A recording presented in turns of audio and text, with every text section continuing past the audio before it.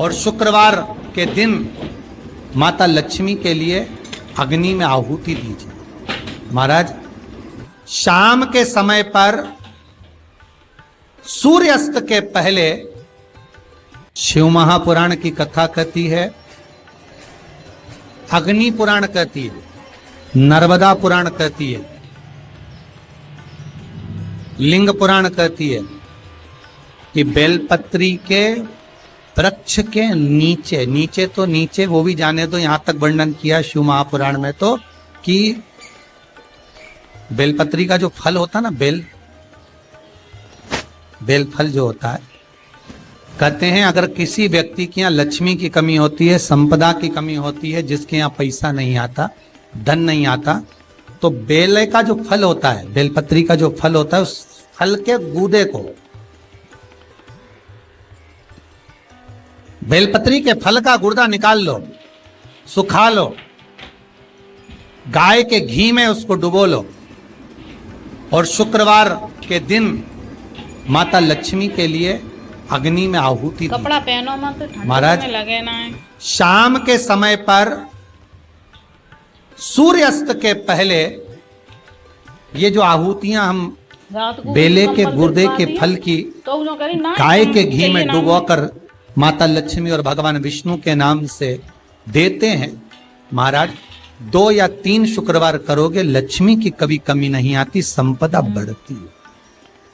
तो क्यों खावे फिर रोज? एक प्रयोग और कर देखना, कभी अगर मौका मिले आपको तो प्रयोग कर देखिए। अच्छा।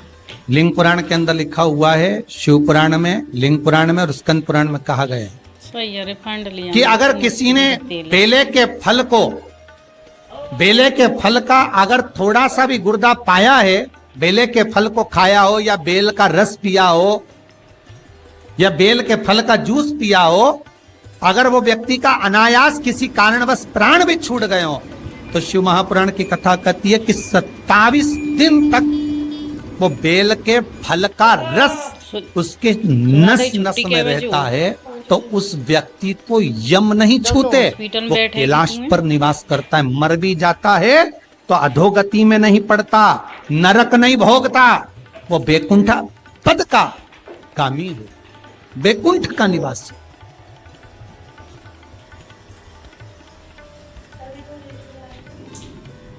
बैकुंठ का निवासी।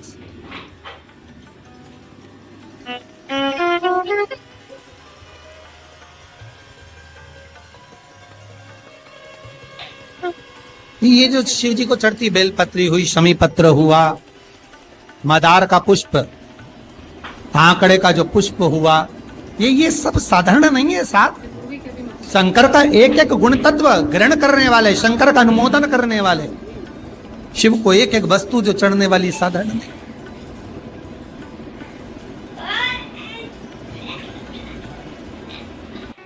जिसके घर में संपदा की कमी होती है, जिसके घर में कर्जा बढ़ जाता है, लक्ष्मी नहीं आती, बहुत टेंशन की जिंदगी जीता है मनुष्य, व्यापार चल नहीं रहा, बहुत तकलीफ का जीवन चल रहा होता है, तो आज भी नियम है महाराज कि सोमवार, शुक्रवार, ये 2 बार ऐसे हैं, इन 2 बार को यदि कटोरी में थोड़ा सा शहद रखकर, मधु रखकर, यदि लक्ष्मी जी का स्मरण किया जाए और माता लक्ष्मी जी का स्मरण कर कर एक लाल पुष्प उस कटोरी के सम्मुख में माता लक्ष्मी का नाम लेकर रखा जाए और बाद में वही शहद, वही मधु और वही पुष्प सोमवार का दिन और शुक्रवार के दिन लक्ष्मी का पूजन कर कर, स्मरण कर कर, दूसरे दिन शुक्रवार के दिन पूजन करें, शनिवार के दिन उस मधु का, उस पुष्प का विसर्जन करें, सोमवार के दिन पूजन करें लक्ष्मी जी का स्मरण कर कर, और मंगलवार के दिन अगर विसर्जन करें, 5 या 7 सोमवार या शुक्रवार को यदि आप मधु का भोग लक्ष्मी जी को लगाना प्रारंभ कर दें, शिव का नाम स्मरण कर कर, तो उसके घर में कभी संपदा की कमी नहीं होती, लक्ष्मी उस संपदा को बढ़ा। महाराज, हम तो आपसे निवेदन पहले भी करे, आज फिर करते। मान लो आपको ऐसा लगता है कि घर में बीमारियां ज्यादा घेर रही है तो एक बेल का टुकड़ा, बेले का फल का एक टुकड़ा अपने ही घर में कहीं पर भी कटोरी में रख दीजिए, शिव का स्मरण, सुख प्रदान करेगा। अगर थोड़ा बहुत रोग आ भी गया निकल जाएगा, पर बड़ी बीमारी में कोई फंस नहीं पाएगा, ज्यादा जनहानि नहीं होगी, तकलीफ नहीं भोगता। शिव को प्रिय है।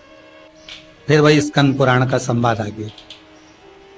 बेलपत्री के वृक्ष की जो जड़ होती है, उस जड़ के अंदर 33 कोटि देवताओं का निवास होता है। 68 करोड़ तीर्थ बेलपत्री के पेड़ के नीचे रहते हैं। 68 करोड़ तीर्थ मात्र बेलपत्री की छांव में, बेलपत्री के नीचे विराजमान होते हैं। अगर आपके मन में कभी कभी भाव उत्पन्न हो जाए ना कि मेरे को कहीं तीर्थ करने जाना है और अभी मौका नहीं मिल रहा, तीर्थ जाने का, अभी तो लॉकडाउन चल रहा है और अभी सब दूर बीमारी फैली हुई है, कहीं नहीं जा सकते, तो जब लॉकडाउन हट जाए, बीमारी समाप्त हो जाए और तीर्थ जाने का मन करे तो किसी बेलपत्री के पेड़ के नीचे 5 मिनट जाकर बैठ जाए।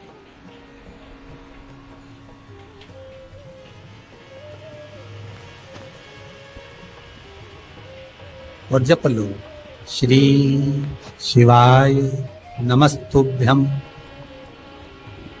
जितने बैठे हो टीवी के सामने प्रेम से बोलो, श्री शिवाय नमस्तुभ्यम। जितने टीवी के सामने बैठे एक बार फिर से बोलो, श्री, साथ में बोलो, आगे आगे नहीं, श्री शिवाय नमस्तुभ्यम।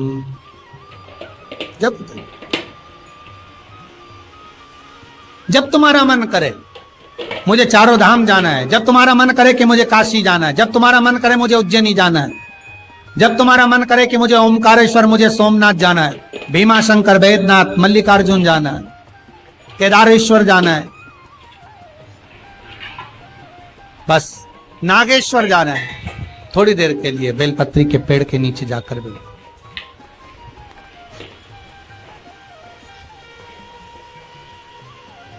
68,000 तीर्थ सब बेलपत्री के वृक्ष के नीचे विराजमान।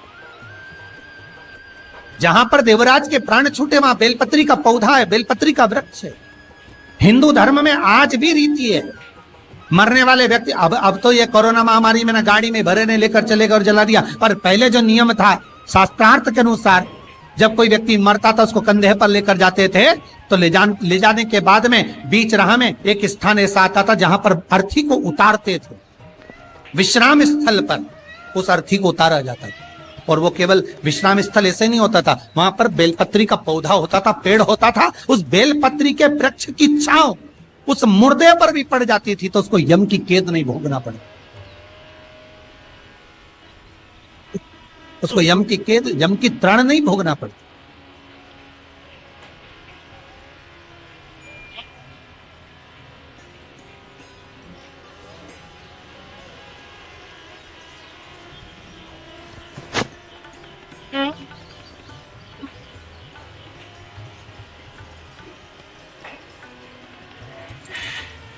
इसलिए उस बेलपत्री के पौधे के नीचे उसको विश्राम दिया जाता है।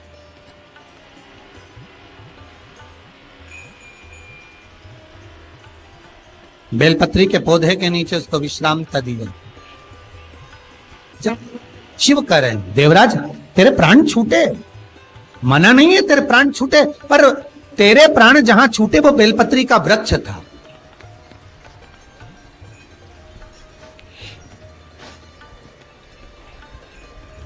और अब तुझे यहां नहीं रहना है, अब तुझे कैलाश पर रहना है। तो कैलाश पर क्यों? शंकर भगवान बोलते हैं ये मृत्यु लोक जो है ना, पृथ्वी, ये भूमि जो है ना, ये मेरी निवास स्थली है, ये मेरा घर है।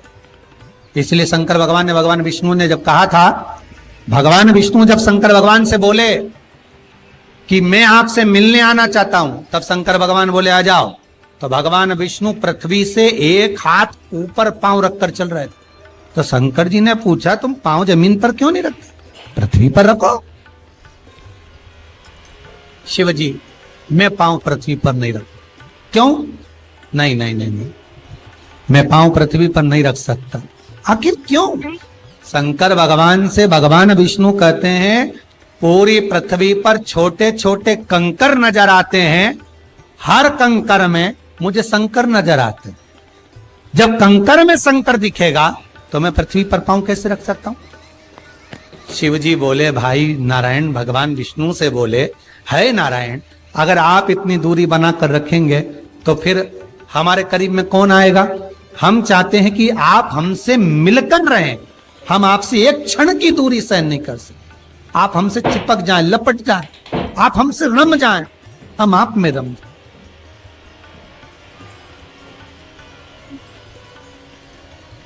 कुछ ऐसा कर दो, शंकर जी कह रहे हैं नारायण कुछ ऐसा कर दो कि शंकर नारायण से दूर नहीं रहे, नारायण शंकर से दूर नहीं रहे, ऐसा कुछ कर दिया जाए। तब भगवान शिव ने भगवान विष्णु से कहा एक काम हो सकता है कि आप सांप बन जाओ।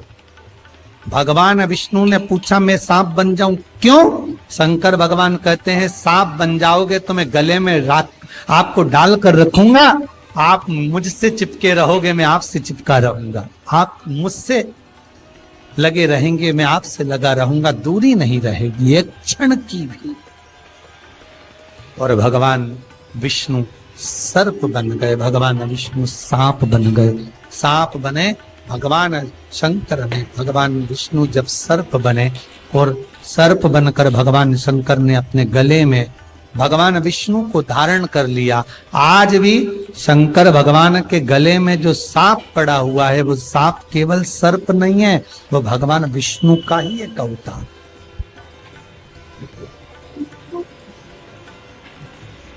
वो भगवान विष्णु का एक स्वरूप। शंकर भगवान के पूरे शरीर पर 6 सांप हैं। कितने सर्प हैं? 6।